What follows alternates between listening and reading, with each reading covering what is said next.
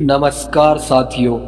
14 अप्रैल 1891 मध्य प्रदेश के महू नाम के एक छोटे से सैन्य क्षेत्र में एक बच्चा जन्म लेता है। किसी को नहीं पता था यह बच्चा आगे चलकर भारत का संविधान लिखेगा और लाखों करोड़ों लोगों की किस्मत बदल देगा।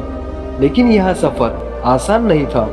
यह कहानी है अपमान से सम्मान तक की, संघर्ष से सफलता तक की और एक ऐसे इंसान की जिसने समाज को सबसे मजबूर दीवार जाति व्यवस्था को चुनौती दी। यह कहानी है डॉक्टर भीमराव अंबेडकर जी की।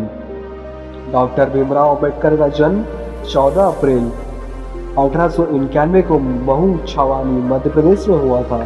उनके पिता रामजी मालोजी सकपाल ब्रिटिश सेना में सूबेदार थे।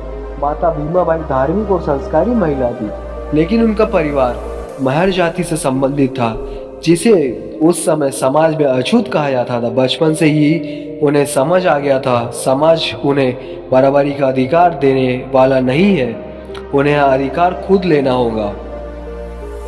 जब अंबेडकर जी स्कूल जाते थे तो उन्हें क्लास के अंदर बैठने तक की अनुमति नहीं थी।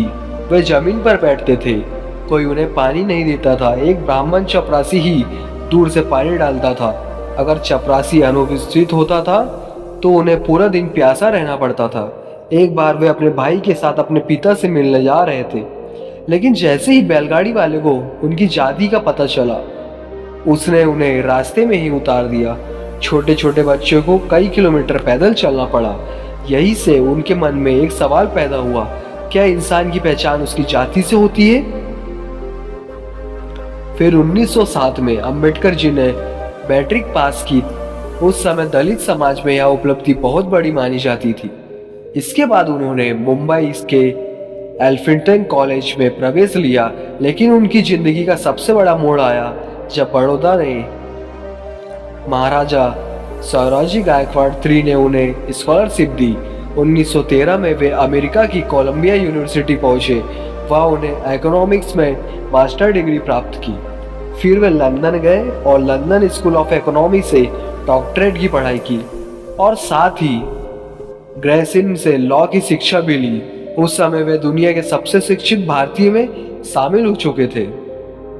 इतनी बड़ी पढ़ाई के बाद भी जब वे भारत लौटे तो उन्हें रहने के लिए घर तक नहीं मिला, क्योंकि उनकी जाति मेहरा थी।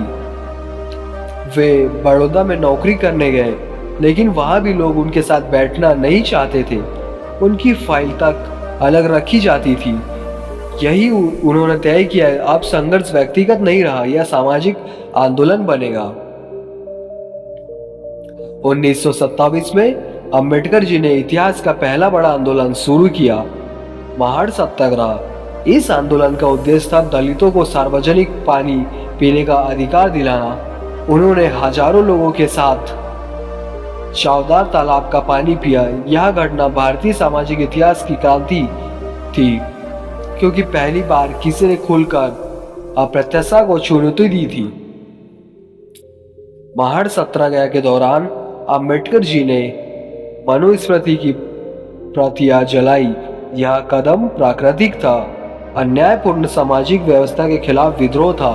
यह घटना आज भी भारतीय सामाजिक इतिहास की सबसे बड़ी घटना में गिनी जाती है।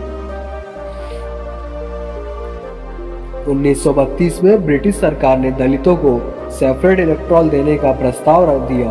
अंबेडकर जी इसके समर्थन में थे, लेकिन महात्मा गांधी जी इसके विरोध में थे। गांधी जी ने यरवादा जेल में अनशन शुरू कर दिया। देश में तनाव बढ़ गया। आखिरकार अंबेडकर जी ने समझौता किया, जिसे इतिहास में पूना पैक्ट कहा जाता है। यह समझौता दलितों को रिवर्स दिलाने में महत्वपूर्ण साबित हुआ।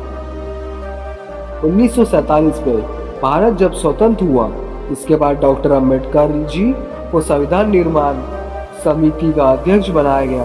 उन्होंने ऐसा संविधान बनाया जिसमें सभी नागरिकों को सम्मान मिले, अधिकार मिले, महिलाओं को अधिकार मिले, दलितों पिछड़ों को सुरक्षा मिले और लोकतंत्र मजबूत बने। इसी कारण उन्हें भारत संविधान का शिल्पकार कहा जाता है। उनके जीवन के अंतिम वर्ष में अंबेडकर जी इस निष्कर्ष पर पहुंचे कि सामाजिक समानता बिना धार्मिक परिवर्तन के संभव नहीं है। 14 अक्टूबर 1956 को उन्होंने नागपुर में लाखों अनुयायियों के साथ बुद्धिज्म अपनाया। यह विश्व इतिहास का सबसे बड़ा पीसफुल रिलीजियस कन्वर्सेशन माना जाता है। 6 दिसंबर 1956 को दिल्ली में उनका निधन हो गया, लेकिन उनके विचार आज भी जीवित है। उन्होंने कहा था, शिक्षा शेरनी का दूध है, जो पिएगा वह दहाड़ेगा।